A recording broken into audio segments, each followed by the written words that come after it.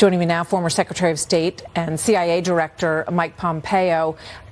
Secretary, good to have you with us, as always. I want to start by reading this statement that came out from Saudi Arabia, and I want to get your thoughts on this. It says, and this is in reaction to the Hamas attack on the villages outside of Gaza. The kingdom recalls its repeated warnings of the dangers of the explosion of the situation as a result of the continued occupation, the deprivation of the Palestinian people of their legitimate rights, and the repetition of systematic provocations against its sanctities. The kingdom renews the call for international community to assume its responsibilities and activate a credible peace process. So, sir, what do you say about that statement from the Saudis? Well, Martha, it's great to be with you. It's important to recall the context for this. The context is that the reason that Hamas attacked today with the full support of Iran, and I am almost certain sitting here with a full green light from Iran, the reason they did it was because they were feeling like they might be isolated, like the Kingdom of Saudi Arabia was about to recognize the most fundamental right of the Jewish homeland, the right of the nation of Israel to exist.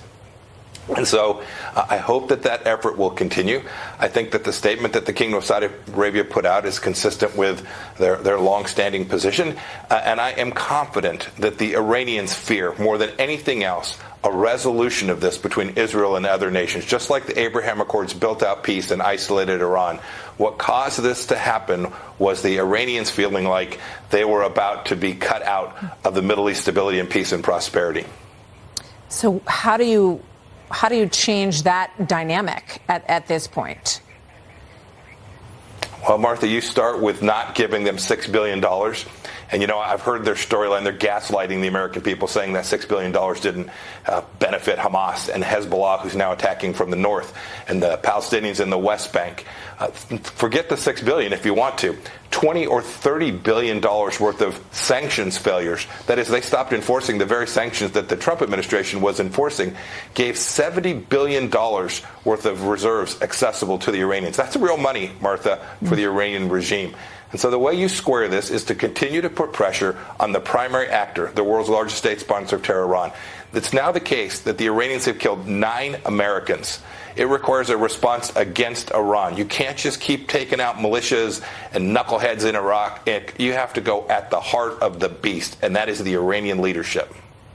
How would you do that? And how would you coordinate with Israel on that? And would you support an Israeli act to take out some of these nuclear facilities? Because if they get invaded from the north and from Gaza, they are going to be in existence peril.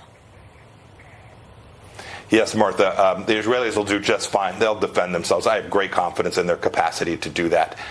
The way you do it is you start with the simple things. You build out a coalition in the region. You make clear to the Gulf Arab states that we're going to be your friend. We're going to be your security partner, just like we did in the Trump administration. You then stop funding them. You stop giving money to the UNRWA, to the Palestinians. $230 million within hours of the Trump administration ending went and flowed to these very terrorists that committed these barbaric acts. And then you do what we did. Very clear. I spoke directly to Qasem Soleimani and to the Ayatollah when I was a CIA director and Secretary of State. We told them, you come after an American, we're coming not after your proxy forces, we're coming after the regime. We're coming after the leaders who have put this peril for America and for Israel. That's what this administration needs to do. I hope that they will. They've demonstrated, again, that appeasement with Iran, attempting to sort of balance Middle Eastern interests, ends up in the murder of 9 Americans and hundreds and hundreds of Israelis. What do you expect? They put a lid on hearing from the president at 11:46 a.m. this morning, while Americans across the country are glued to their televisions watching this war unfold and hearing about these 9 Americans who have been killed. I hope we don't hear about any more Americans who are dead or in danger. But what do you think of that lid at 11:46? And what do you expect? What should we expect to hear from the president, and how soon?